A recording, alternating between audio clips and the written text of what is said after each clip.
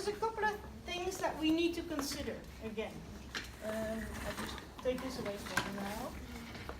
The gap between the bed and the wheelchair can be bridged by a sliding board. Remember, spinal cord, we had used, I think, sliding boards.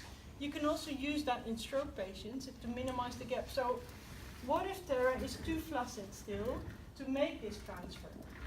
What I start my exercising with is basically sitting up front, making sure that she can't go anywhere. And then what we'll do is, on the count of 3, you'll move your bum up and you'll move a little bit towards the side of the chair. Yeah? 1, 2, 3. Yeah. Again. 1, 2, 3. Now you'll have to come back to me. 1, 2, 3. 1, 2, 3. Oh.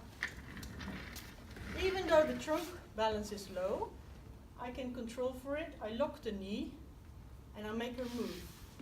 I can take steps that are minimal, but I can also allow her to take the range that she feels comfortable with. And I think that's the trick. It's all to be adapted to the patient's level.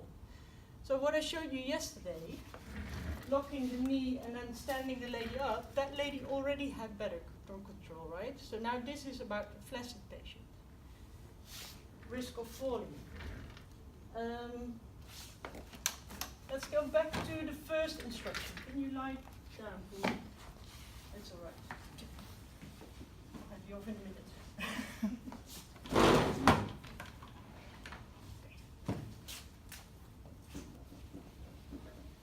Is it easier to roll onto the affected side or the non-affected side? Affected. Affected side, yeah? Why? Because you can make use of her hand, and this doesn't have to work per se. So you can just bring that up, and then make sure the arm cannot be harmed, right?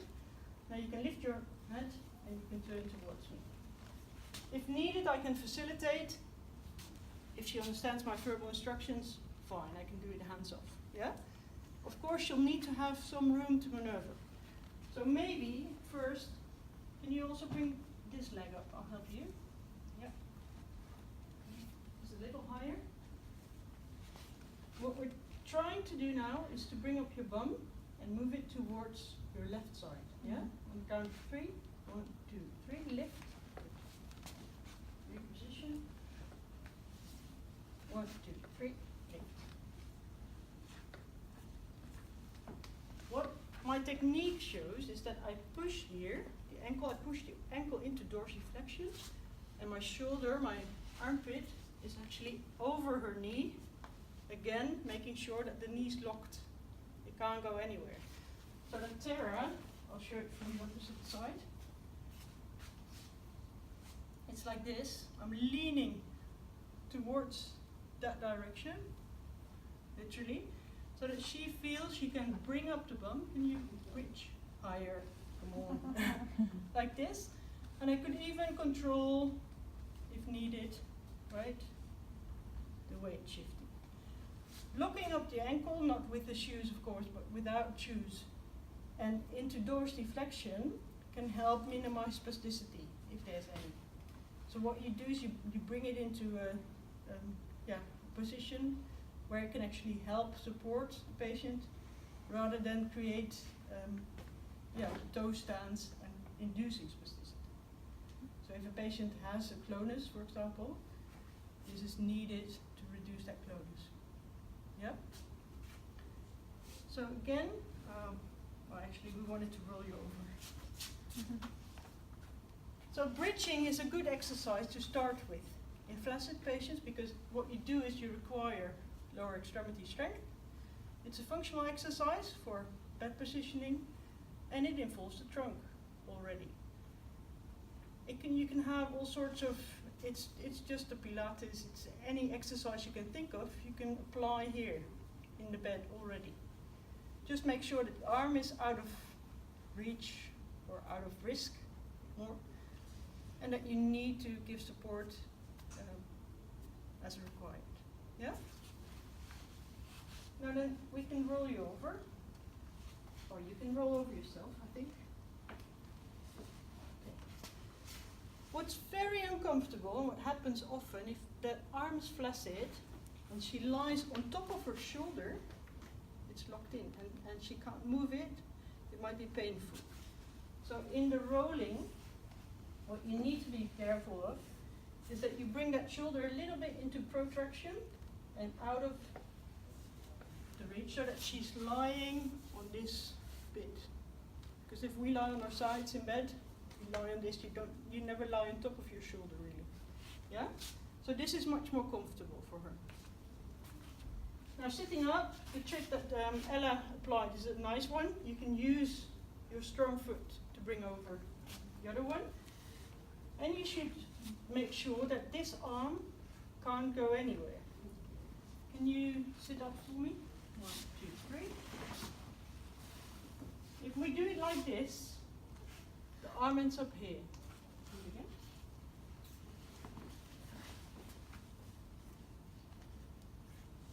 Yeah. If we do it like this, there's a little difference.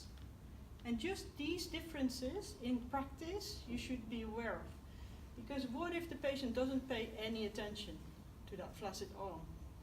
It can be left behind, it can trail behind, causing microtrauma to the shoulder, inducing pain over time. Yeah? So preferably I always have it in a safe spot where the patient can see it and I can see it too. Not here, not on the side. So, once more. Now if it's a flaccid patient, can you bring your legs over and then push off? Wait.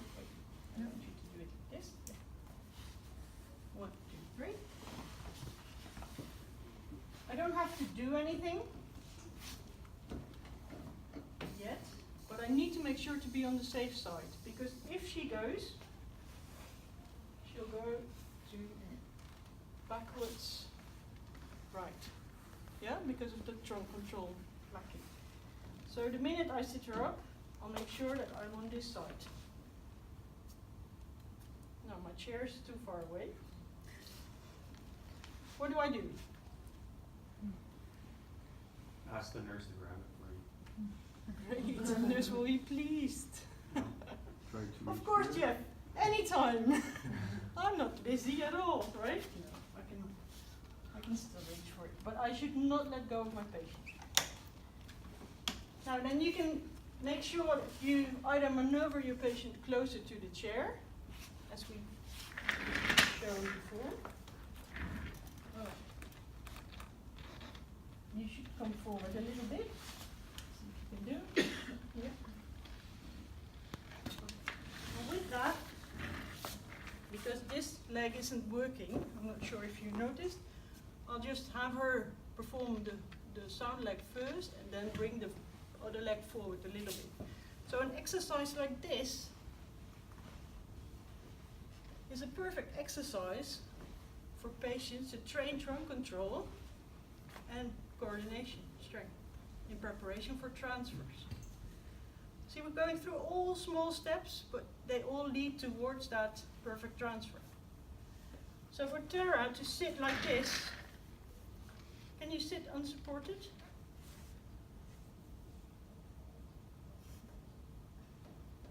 All right. You stretch up? Yes.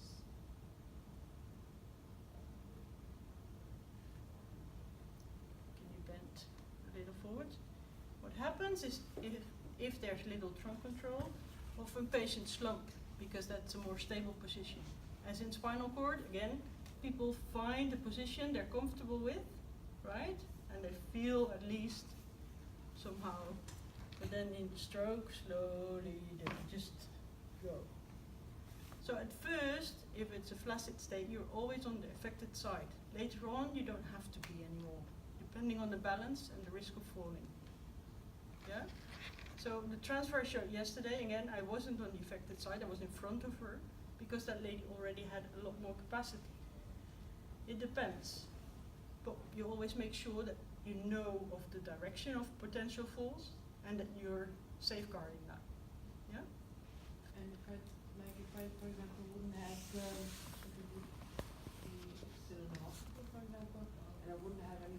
grab on Yeah, that's what I was thinking.